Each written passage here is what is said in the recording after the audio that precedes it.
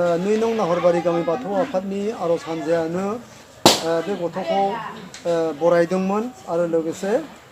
थारनायनि समावबो जिथुनिखि जोनोम जानायनि 11 साननि समावबो बे गथ'खौ नैबे सिजौ गुदियैनो जों बरायनो मोन्दोंमोन आरो थिग बेबायदिनो दिनै 3 बोसोरनि जिथुनिखि बे बैसोआवबो गेजेरखिनियाव आरजखौ लाफुंनो हायाखैब्लाबो बाथौ धोरोमनि माखासे नेमखान्थि बायदियै गथ' फिसा जोनोम जाब्ला जोनोम सान फालिनायनि मोनसे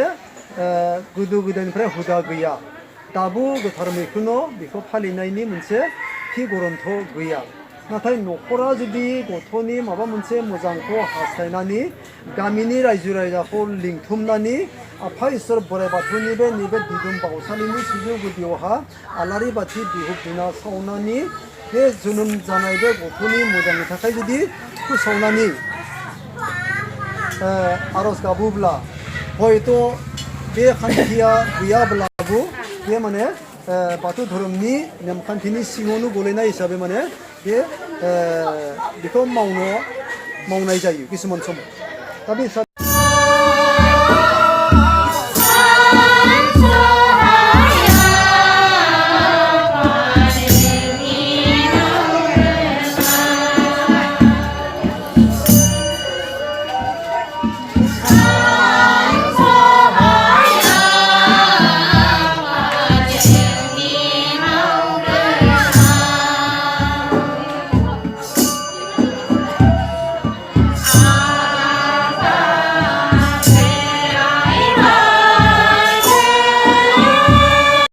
बाथौनि सोमोन्दै खौरां मोननो थाखाय बाथौ बिबुंसार चेनेलखौ साबस्क्राइब खालाम आरो बेल आइकनखौ थुना हो।